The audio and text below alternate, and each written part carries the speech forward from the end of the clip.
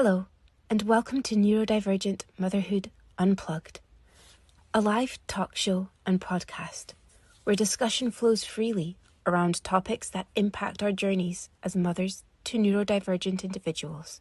We share candidly, kindly, and inclusively about our experiences, hopes, and dreams. Join us in a place where you can feel seen, heard, and not alone. Hi, everyone. Welcome to another episode of Neurodivergent Motherhood Unplugged, a live talk show. So what you hear is what you get. I'm Claire Garley, and by my side, as always, today we have Kirby Morgan. Hello. And Kimberly Marler. Hi, everyone. As we continue this series on caregiver burnout, we are overjoyed to be joined with the wonderful Lisa Candera tonight.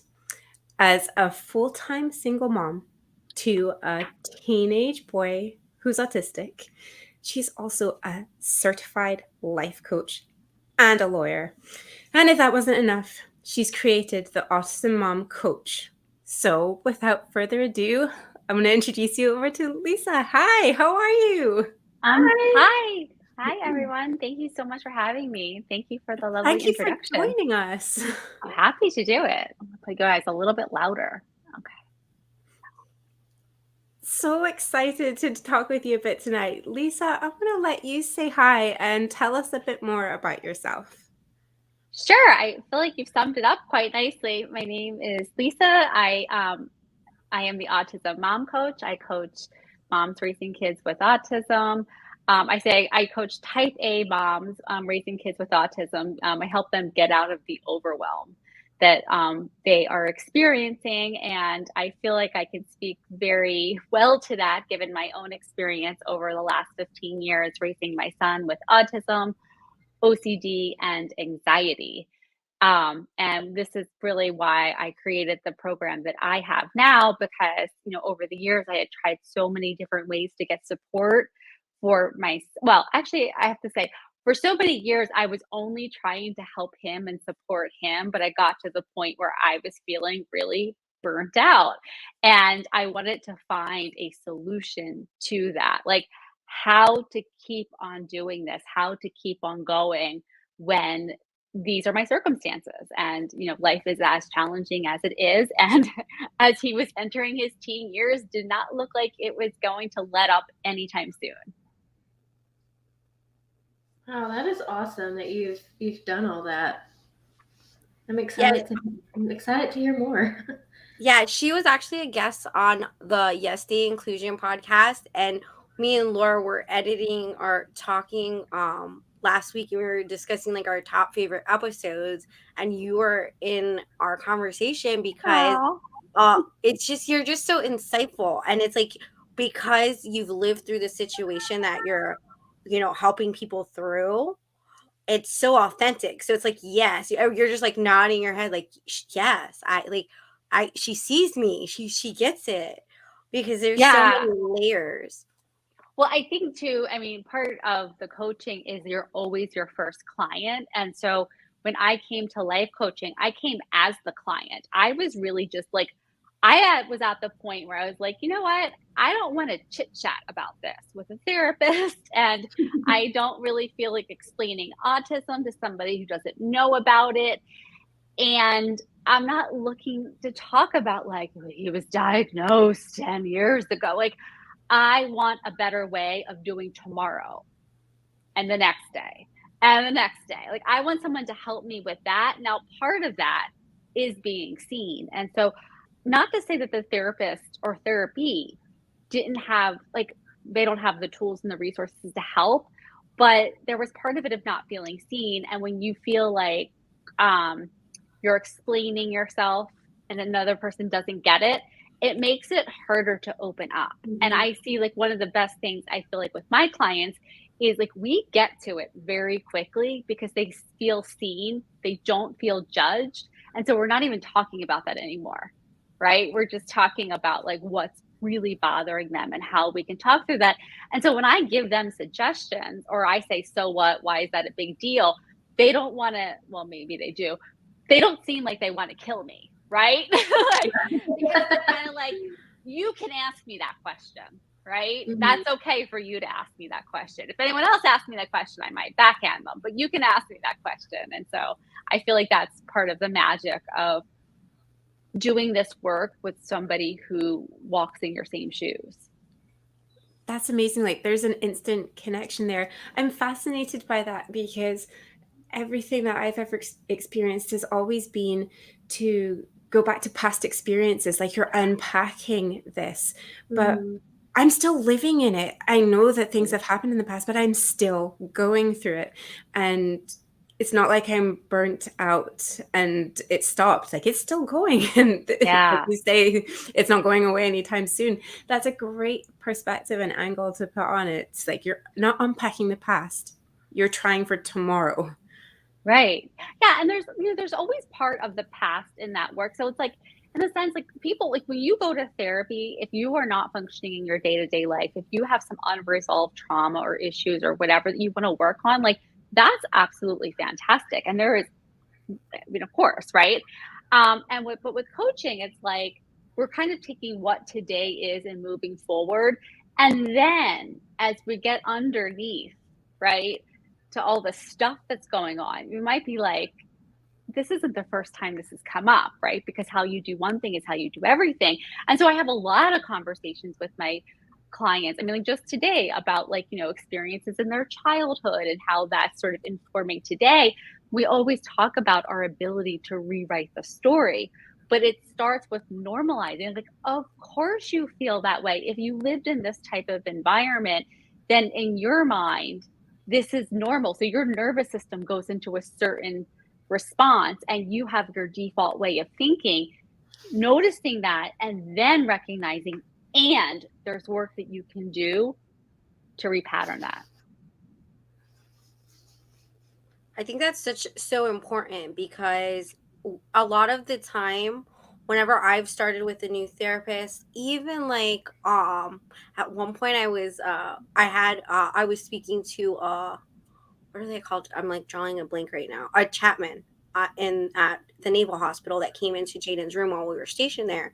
And it was like for him to like even understand the whole picture, it was like for him to understand where I was coming from, it was going to take us at least like 30 minutes to get there. And I just didn't have the energy at that Right. point to give him 30 minutes of backstory. So I just like grinned and bared it. Like, yeah, we're great. We're doing fine. We're just, we're like day 4 in the hospital, but everything's perfect. Like, this is so, like Yeah. I'm blocking the door because he's trying to escape. So like we're doing wonderful in this room, as you can see.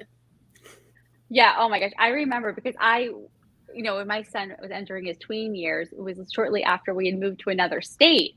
And so, to the extent that I had, therapists from the past that I could have, tapped, where I used to live, I was like, oh, holy hell, I'm going to have to like catch up a new human on like 44 years of life. Like, fuck no, I'm not doing that. It's a lot. There's a lot there in those years. Yeah. It's like let's fast forward to the part where here's what's happening, and it's like I appreciate that the past plays a role. I also think, and look, if you have trauma and something more serious, like I also kind of feel like in pop psychology, we're also encouraged to sort of almost fetishize it a little bit. Like, well, this happened in the past, therefore this is like I hear a lot of that's just how I am. I'm this kind of person. Like, no, you're a person who has past experiences and past, thoughts and beliefs, and you have some agency here too. Like, does that serve you? Do you want to keep going this way? Like, you have agency.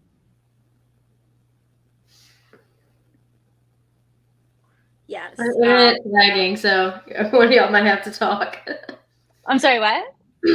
Yeah, so I felt the same way because we moved a lot being a military family. So every time we would move, I would like lose my doctor, and it's like I don't want to go start all over. And like, okay, why do you have this med? Why do you take this? Or like even a medical doctor, it's complicated. So I can't like it was a lot. So I wish that you existed when my like through the harder times, but now I know you as a resource if we're hitting a wall or it's Yeah. becoming too much. And can you tell us a little bit about how you got into how you started? Yeah. So, like I said, my son was entering his tween years, and things were just escalating. They were getting a lot harder, and he was entering middle school. And to this point, I had managed to contain it. I mean, there was a lot of effort, there was a lot of work, there was a lot of heroics in like containing it. But I knew that once it went into middle school, we were in a war. We weren't going to be in Oz anymore or Kansas. We weren't going to be in Kansas anymore. I don't know where we were going to be, but it was going to be a big, open, scary world. And I was like, my whole thing was like, how am I going to do this? How am I going to manage this? And so that's when I found life coaching, and I found it by accident. I'm a lawyer, and so I was listening to a podcast by a lawyer about lawyer stress, and she was also a life coach, and she went to one particular school that taught a cognitive behavioral model that just really resonated with me. And so from there, I just I hired a coach from that school. I got certified by that school, and because I just wanted more, I wanted to learn it more, and I wanted to keep applying it more, and I was applying it in my life with my child. I was in parallel with him learning so much about anxiety and different modalities for coping with it, not just like for him, but me as his parent because of the role I play in it, right? So, like, learning how, like, when he goes high, not to meet his energy and then like being in a death roll, right? So, like, how could I de escalate so I could, co regulate with him instead of, getting into it with him, which is, that was like, something to learn for me. So we were both really learning that in parallel. And what I was learning from the coaching, which really had not occurred to me, was that no matter what I do, I can't control his result, period. Like, atypical, neurotypical, you don't have control over other humans, that circumstance. I can be an influencing factor, I can be a supportive factor, but he is his own person. He's going to have his own result. And so trying, and it was so hard to detach that piece because I really believed for years that if I did enough, if I did the right things, if I did enough of it, if I did it perfectly, then he would be okay. And really, when I say that, like I wasn't consciously, I don't know if it's consciously thinking this, it's more unconscious, but okay to me meant, yeah, he has autism, but like we don't have to deal with like any of like the typical problems of him being autistic, which is, thank you, Kirby, I know, a very ableist view to have. I mean, really. And so now it's like the goal isn't for him not to be autistic. The goal is to support him in how his autism presents. And so that was a huge shift for me. Um, and so anyway, that's how I got into the coaching. And then once I was in it, I was like, oh my God, my people need this. Like, we need this. Like, there's nothing for us. And then when I started to like look at different places, like, there are no resources specifically designed for parents raising kids with autism. Like, all the resources for us are designed about how we can support our child, which of course, but there's nothing like for this particular group. And it's such a missing piece. I wrote an article about this. I'm going to share it during Autism Awareness Month. It's like, and I say, hey, it's April, and places are going to be lit up blue, and there's going to be the obligatory news articles about the 1 in 44. But what you're not going to hear is that behind every one of those children are parents who are burning out. They don't have resources. They have these crazy, expectations and things that they need to do. They can't even get the resources for their kids because of all of like the different issues that we're having with ABA centers and inconsistencies with, therapists showing up and, insurance and on and on. But my view is that, like, all of that aside, we are our child's most important resource, period. Their long-term prognosis, like that's us. It's not the doctor they have now. It's not the medication they're on. It's not the program they're in. Like we are like the thread through it all. And so if we're not taking care of ourselves, if we're fueling ourselves constantly with fear and anxiety, that's what burnout comes from. In my view, burnout's not from working hard. Like I went to law school at night, I worked full time during the day. I wasn't burnout at all.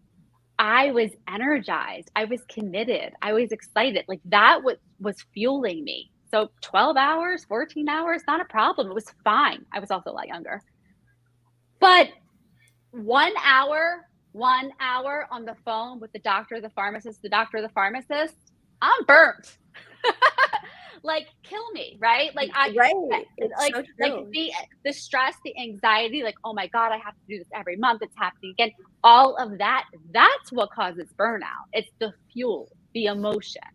So that's what I do with my clients is we work on like that. And I work on it from a cognitive perspective, but also a nervous system perspective. So I do polyvagal informed coaching where we actually map the nervous system and really have my clients understanding that the state that they're in, the nervous system state, creates the story, the thoughts that we're offering to ourselves, and how when we notice that, we can try to resource ourselves to regulate ourselves so that we can like basically get our rational brain online. Because when we go into that fight flight nervous system activation, or even dorsal when we're in sort of like collapse or shutdown, we don't have access to our highest level of thinking. So none of those thoughts are even available to us. So we're, that's where you get into the catastrophizing, right? Like when you're in that fight flight, because it's like you're already have fear and anxiety, and then you're like, let's put some more fire on it. Like, let's put some more gasoline on that fire and like keep it going. And so it's like what I try to teach my clients is like, when you see that happening, how can you interrupt it? Like not like make yourself go happy, but like stop fueling the fire first, stop doing that. And then how can you start to regulate yourself? It's so true. I feel like you're kind of talking to me because I always say I had a therapy mom stage where it was like, we're going to be in every therapy that there is for autism, because if we go to all of them, we're going to fix this and everything's going to be okay. Everything's going to be fine. So I would literally like leave my, like Jackson's first 2 years of life were in the backseat of a cart, going from place to place, taking Jaden to all the things he needed to go to before finally I had someone my therapist say, like, this is not feasible to continue like the way you're going, because if you add one more thing, I think I was talking about adding something else, and she was like, whoa, you're like, there's so much going on already that you barely can come here weekly because he has so many obligations. Yeah. And it was like at night I couldn't, it was like the anxiety fueled me. So like at night when I was supposed to recharge, I couldn't sleep. At that time I was like, that's when I cleaned the house and did all the things that needed to be done at home, because during the day we wouldn't be home because we were going to be going to 17 therapies that were going to fix the autism. But let me be the first to tell you, Jaden was diagnosed with level 3 autism, and he is 12 and still has level 3 autism. And we went to all the things. He was in 40 hours of ABA. Like we did all the things that they say you do for the best outcome. And our outcome, I'm not like it. I think it's perfect for us. Like we have adapted to it. Jaden belongs with us. He's like happy boy, and I couldn't imagine our life without him. But I've learned that I can't put it all on me. So if it's easier for me to have the doctor call the prescription in to write it, I'm gonna do that, even if it's I have to like inconvenience the doctor at the Navy hospital for a minute. They have to call an outside pharmacy and do that. I'm going to relieve myself of the 80-mile drive to the naval pharmacy, and I'm gonna pay whatever for a copay, because at the Navy hospital we have the benefit of getting the meds for free. And I'm like, it's not worth it. I'm gonna have to my time, I'm valued. So like I can't just do everything for Jaden by the book of how it's supposed to go. It's gonna have to, like, Jackson now plays soccer full time. Like, so it's like we're gonna have to adapt and overcome and find a better way than just doing all the things. Like if somebody says this, I recommend this. Well, let me look into that. Let me find out if that's going to fit into our life and where it's going to fit in. If it's the right thing for my son. Where I couldn't say that when I was in the therapy moms, they would tell me a suggestion. I would be on Google, signed up by the morning, ready to go. Yeah, and that's where it's a big journey. It's so interesting, but it's like that served you in a way because like, and I always like to tell my clients, like, look at your actions and what you're doing them for a reason. And it's like, when it's like the illusion of control, right? Because it's like uncertainty is like, the human brain hates it. So we're always trying to find certainty. And autism is like Teflon to any kind of rules, expectations, to-do list. Like I always say to my clients, I'm like, your superpowers like don't work here, right? Like because like they're all like very type A. They get shit done. They like, you know, by force of will, they'll get stuff done. And then autism comes along and they're like, what fresh hell is this? None of my stuff is working. Like, you know, the resources, you know, whatever they're doing, it's like, not that it's about working, but it's not having like they, you know, the one-to-one outcome that they're expecting. And so it's like, that is a really big part, I think, of the acceptance of having a child with autism, is that we can do so much and we can try so hard to support them, especially when they're struggling. And there are going to be things that we can't do, that we can't overcome for them. And that's hard, right? Like it's hard as a parent. It's so hard. It's really hard. Like what you say about that acceptance, that's a very difficult, it's a journey. It has the highs and the lows. And absolutely. Yeah. And it's like, it's ongoing. It's like, it's not linear. Yes. It's you know, it's like all the time. It's like, and I find that as my son gets older and I see the divergence between him and even his younger friends, mostly his younger friends. And I'm like, wow. Right. You know, and it's just like that acceptance again of like, and you know, I don't know how, exactly like where you guys fall in this, but like my son speaks and he is classified, I guess, as high functioning. And it's such a misnomer. I mean, if he didn't speak, he would not be considered high functioning. And to me, that, and I'm not going to say that he's not high functioning in some ways, but he's not in so many other ways, like that, you know, that have really been highlighted as he's reached his teen years. And so it's been a transition to sort of like get my brain there of like, oh, wow. Because when he was younger, there were so many things I could say, all 8-year-olds do that, or, you know, what, you know, or, you know, things are going to change in time. And so many things have changed in time, but there are things that are like, oh, nope. Okay.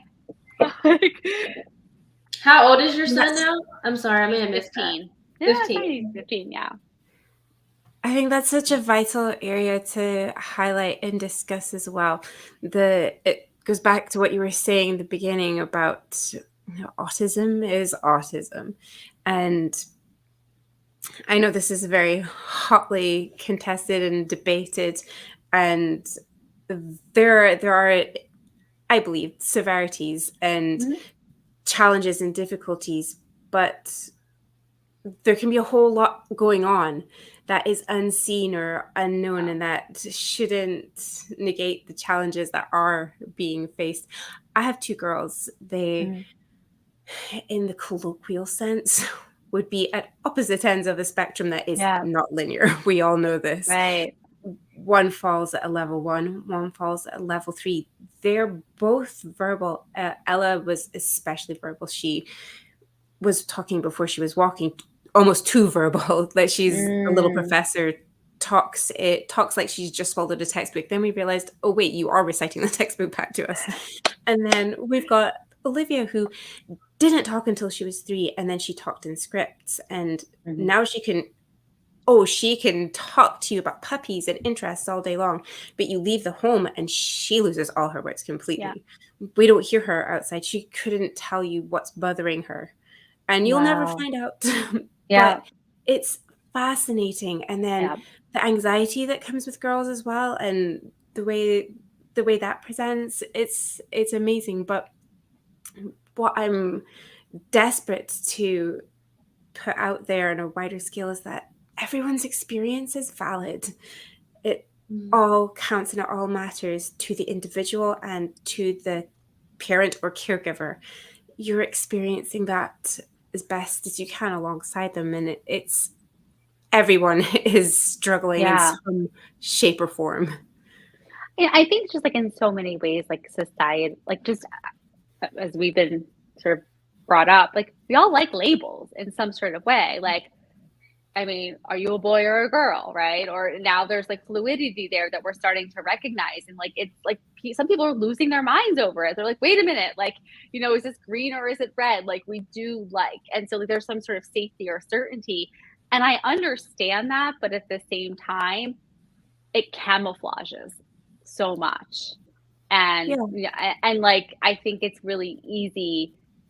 What I see in my parents is that, and I've had this experience myself, is, other people like, "Oh, he's fine. There's nothing wrong. He talks. It's okay." And like, and they are already like questioning themselves. And so they hear something like this and it becomes just more invalidating in its own way. And I think that that can be really challenging. I don't think for the most part, like 99% of it comes from a bad place. I don't think No. I really don't, I just, it's like, if like all of autism is like whatever, like, then, that's how you're going to see it. I don't think I don't even know if it's, I think, I don't think it comes from a bad place for the most part. Like, I think that's look, where if all you, advocacy is so important. yeah, When yeah, you're sharing, we often say your story matters, because everybody's story truly does matter. I like how you talk about people being almost dismissive. Well, you can talk, you're going to be fine. Like, my youngest now talks, but she has little to no interoception. She cannot toilet train. She couldn't communicate that to anyone. She can talk, but she cannot communicate effectively, yeah, safely. She could not get her needs met on the level of her age. So when you get that lack of validation from somebody who doesn't experience or get it, you do, as a parent, you just feel like, oh, okay, so maybe I am worried too much. Maybe I shouldn't be so worried about it. And I feel like that just exacerbates the burnout, yeah, because absolutely. you're like that duck. You're swimming underneath. You're paddling for dear life, but everyone else is telling you, "Hey, that water's just flying off your back. It's all good." Right. And you Yeah. It looks feel fine to very me. lost as a parent. I Yeah, always say to my clients, they're like, they don't get it. They don't get it. I'm like, you're right. They don't, but you do. mhm. And so I think it's out. I just did a podcast about like the external validation.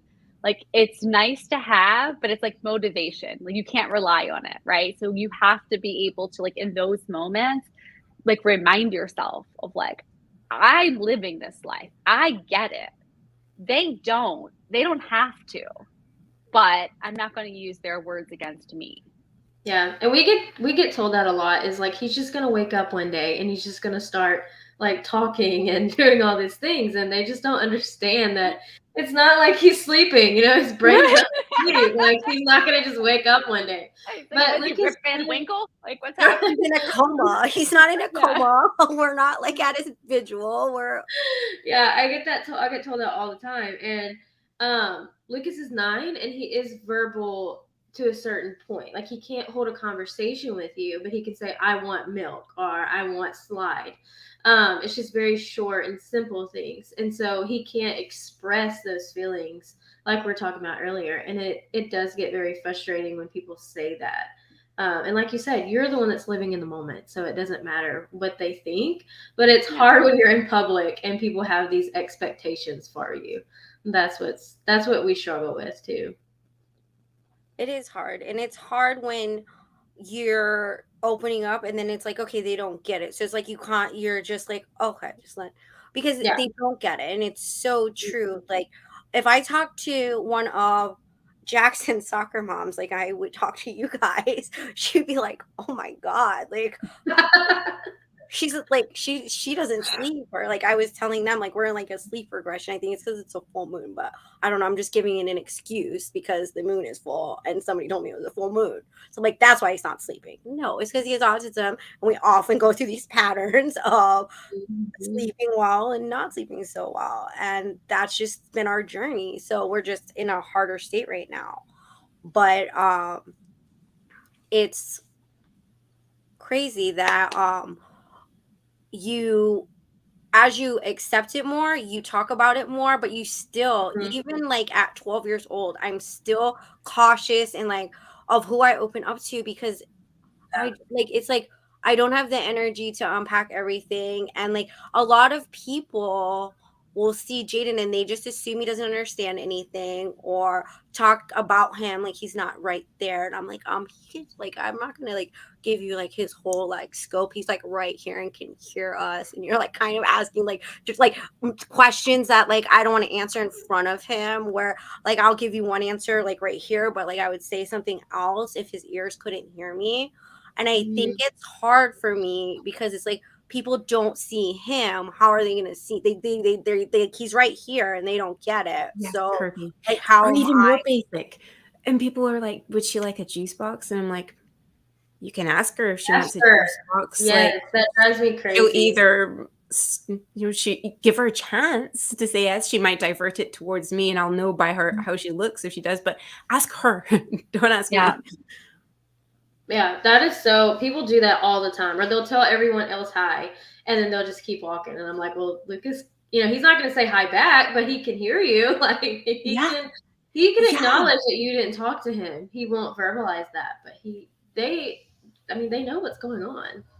Right. And Oh, sometimes yes. I have to tell Jaden something, and you have to give him the time to process what I'm saying, Yeah. and then for him to do it. So often people are like, automatically when he doesn't like, because Jackson is like, but I parent very differently to both of my kids. So like Jackson, I hold him to a different accountability. Yeah, like I give absolutely. Jaden those 30 seconds to process. I give Jackson 30 seconds to process, but Jackson will have a different consequence than like me overcorrecting Jaden. So they'll be like, they'll see us and they'll be like, she's just so, if she was more stern, or she was like bossing him around more and like on it.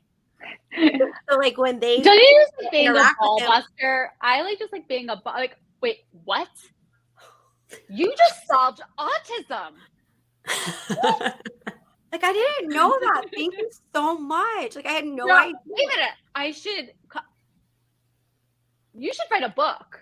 Right? All I had to do was yell at him or say it quicker, or but it's so funny because it's like often you get so many outside perspectives looking in at you that it takes you like it took me years. I would say like a good like 6 years before I was like, no, like, and I would stick up for myself finally, because everyone would always say, I'm sorry, he has autism, I'm sorry. Like, you're sorry he exists? Like, what are you sorry? Like, I was like, we're not. And they're like, don't know what to say. They like get like, what did she just say to me?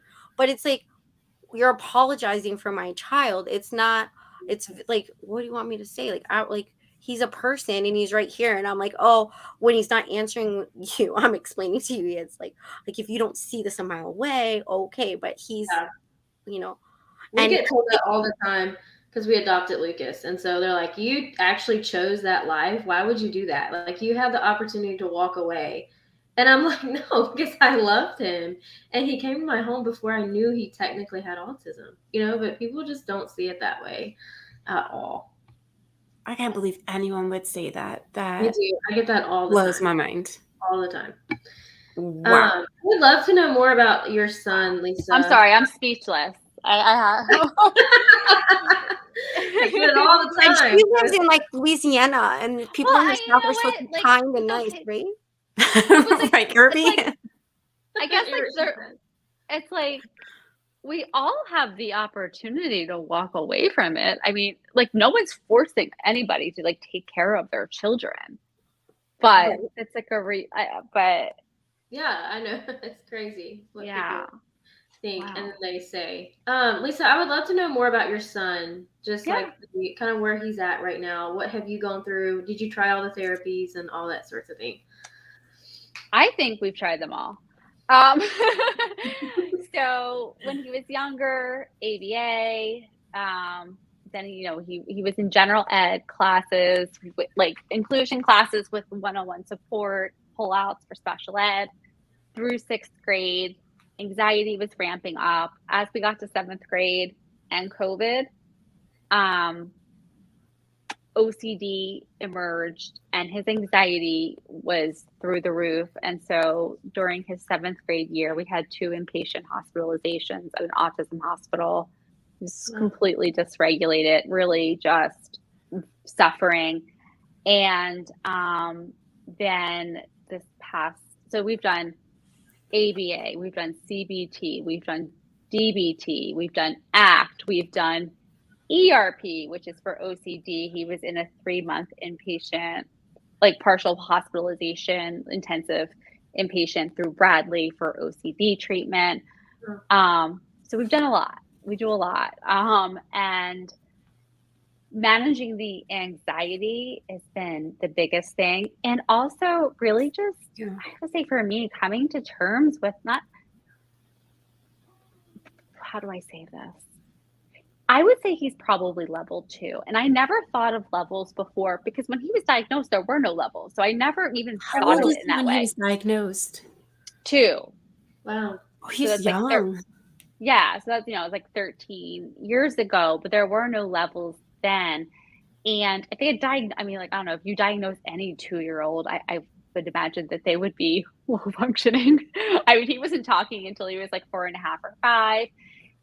But because my son is very chatty and he's very pro-social, I really thought, I was like, yeah, like there were so many things like that. To me was one of those things that was so not autistic in the way that I had thought about autism. I think the way that we've all been taught about autism, that I think that I thought that overcompensated for some of the areas where he lacked. And as he's gotten into his older years, I feel like those are the parts that have been like the most challenging for him. And so just sort of like seeing him in a more honest light, and it was hilarious because he and I were we were interviewed somewhere, and he's like, yeah, there are levels of autism. He's talking about it because he did a report on it. He's like, I guess I'm a level 2. I would say I'm a level 2. Like he like self-diagnosed himself, which I thought was hilarious. And I was like, yeah. And so, so it's interesting. And he does know he has autism. He figured it out. Like I never told him specifically, like I actually did a podcast episode about how to talk to your kid about their autism diagnosis. But for my son, I talked to him a lot about the manifestations of his autism. So his rigidity, his black and white thinking, the separation, the transitions, like the things that were hard. So like he had language around that. And so we were watching Atypical on Netflix, and he saw these characteristics in the main character, and he was like, do I have autism? I'm like, yeah, you do. And so now 15, Wow. he's like 15, I'll be like, Ben, I asked you to do this and you didn't do it. He's like, I have autism. I'm like, okay, enough.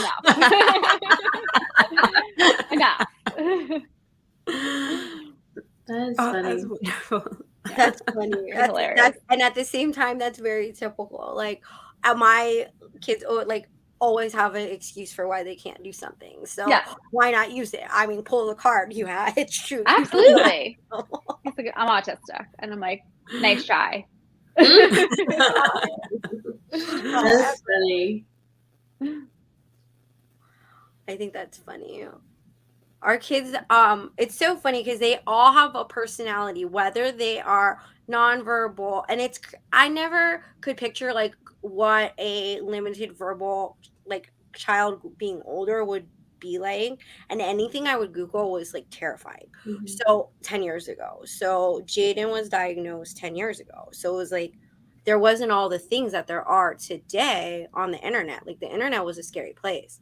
So I just think it's funny because I could never picture our life, and he is just like he's as smart as a whip. He's a task avoiding champion. Like he will literally fall asleep like sitting up eating to avoid doing something he doesn't want to do. And I'm like, he's like you're and he like will open his eyes and check, like, yeah, we see you. Hi.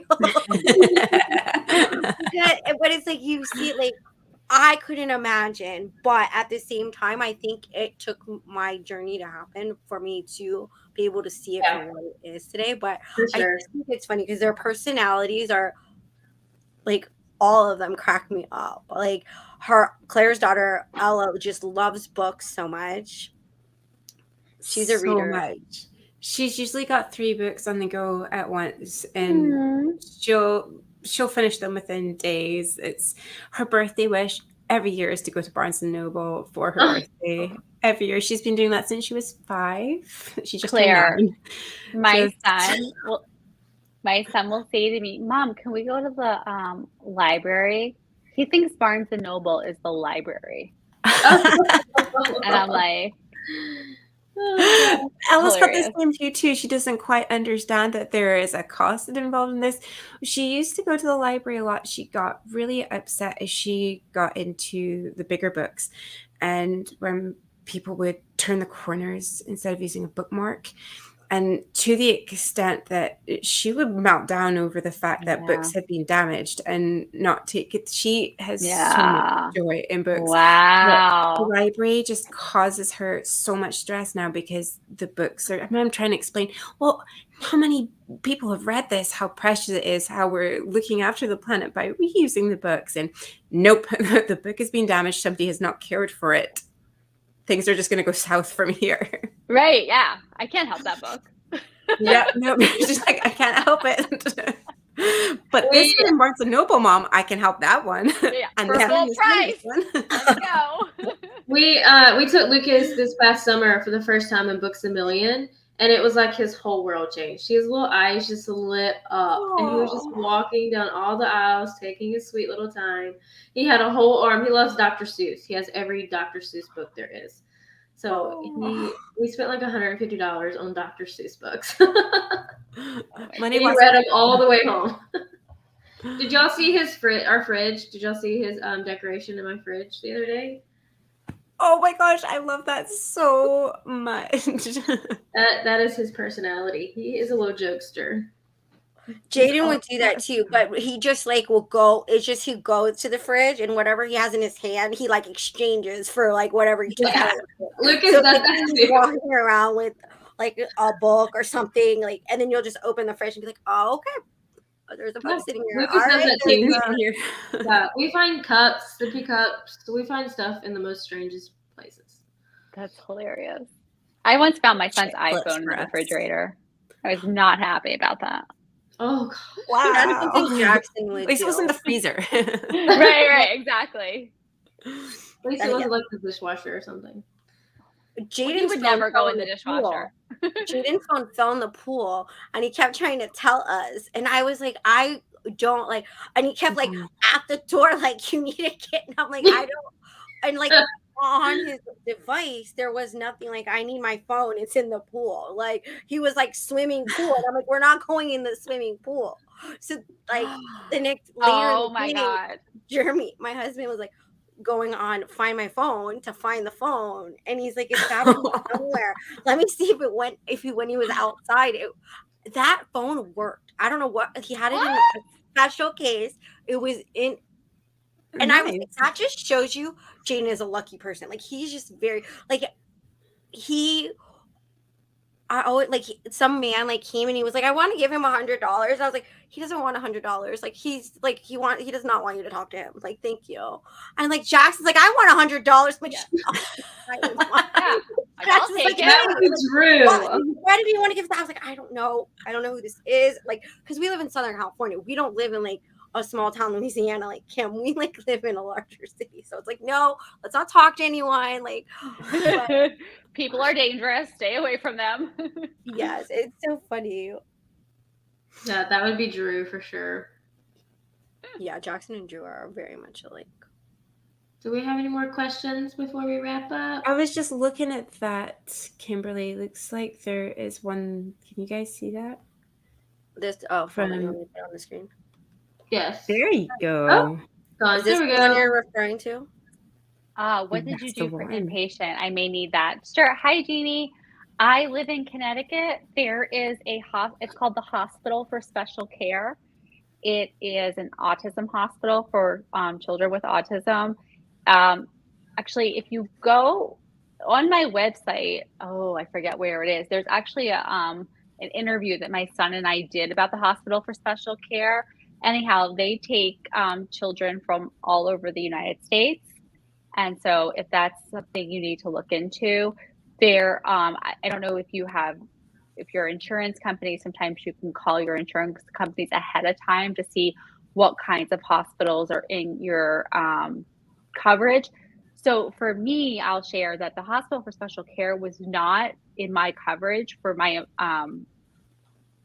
insurance, but because there was nothing to its level in the area specifically for my child, I got a single payer agreement and it was covered.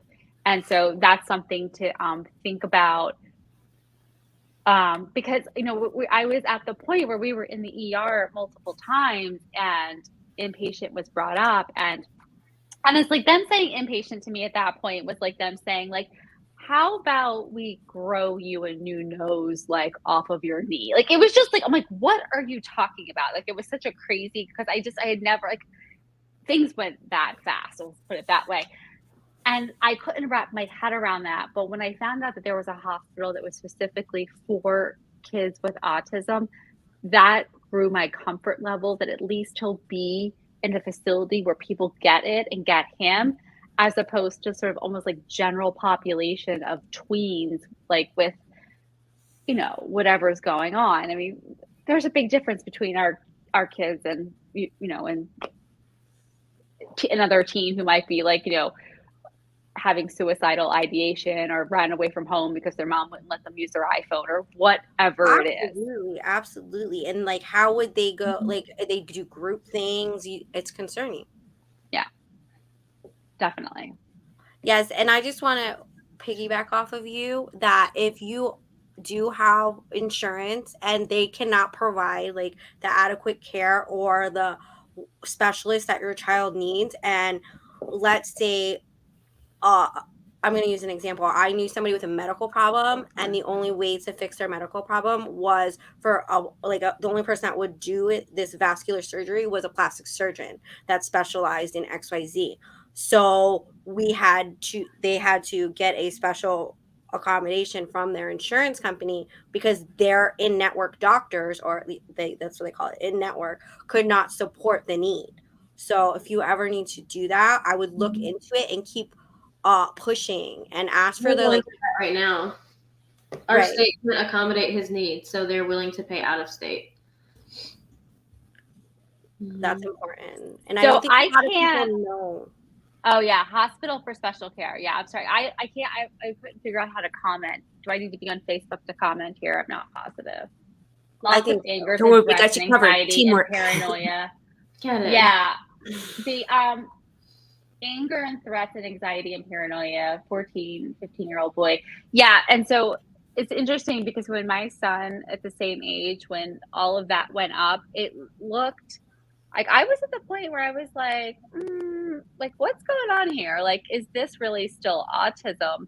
Because the anxiety was so increased. So it can look like paranoia or something even more psychiatric, but my understanding and my experience with the OCD treatment is no, this is what it looks like when it's untreated and it's really escalated. And so it can, as I was like, maybe something else is going on here because it felt that extreme to me. But then you have to figure hormones, teenage hormones, changing brains, the anger, the testosterone, like all of that. And so, yeah, it's it's confusing. It's confusing. Yeah. Dad is same way. Oh my God. Yeah. Yeah. So yes, hormones. I know honestly, like seriously, like these are the hardest times. Like I, I thought that when my son first got diagnosed, that was hard. It was boot camp for sure, but it was like a picnic compared to like the past 2 years. Because at least then I could just put him over my shoulder and like get out and dodge, or like I could contain him. It's But so it's like, true. It's so yeah, true. Like Jaden dropped to the ground at soccer the other day because he didn't want to go any further. And I was like, what is happening right now? Like it's all of a sudden like all his meds don't work. And they're like, okay, I think we got to talk about like puberty and like what we're going to be expecting, because this could be the reason like everything that's worked all of a sudden just stopped absolutely. working. And you're Yep. having all these behaviors that they don't manifest the way you think they would. So it's so important to see someone that is like specialized in our kids and like the way their brains work, because it's just so different. And I could just see that between my two kids. Totally agree.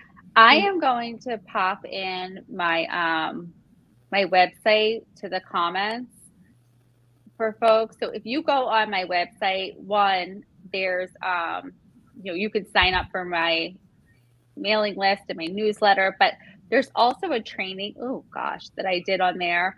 It's called Keeping Your Cool During an Autism Meltdown. And so that actually takes you through my framework for how you can regulate yourself and things that you can do to support yourself so that when your child goes high, you can go low. Now, Janine, I will tell you that I created this based on my experience with my son and these very trying times that we were having in our household with behaviors and physicality and things like that. And so I know how hard it really is. And so was just really my effort to figure out how can I be okay when he's so not? And I would say, I don't know your exact situation, but like for me, it was the shift from like always trying to fix it and make it better, being his person, to literally like having to like create boundaries. And so sometimes that would mean, and I've done it, taking consult calls, taking coaching calls from my car office. Like I have to leave the house or I have to leave the room. And it's like just making those boundaries because otherwise you're constantly, and you could constantly be in this sort of give and take. And so it was like, if you do this, then I will do that. And then having to do it every single time, it got really hard, but I was doing it because it was unworkable, right? Like he was so dysregulated and he wanted me to fix it. I can't fix it. And in that frustration, being his person, the only person there, it was like just coming at me. The PTS, is it PTSD or what is CPTSD? Is it chronic PTSD?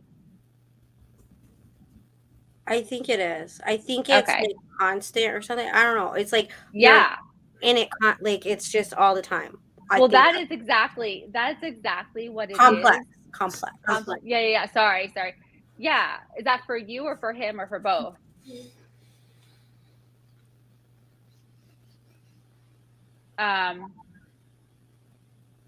Because but so when your nervous system is constantly in that state and you're not getting a reset, it's like right. And so of course, like you're in that constant state. It's like, how can you start to interrupt that for yourself? Like, how can you start to repattern? And it's so hard when you are simultaneously managing and parenting somebody who is so dysregulated. Yeah. I'm just gonna pop this in the chat.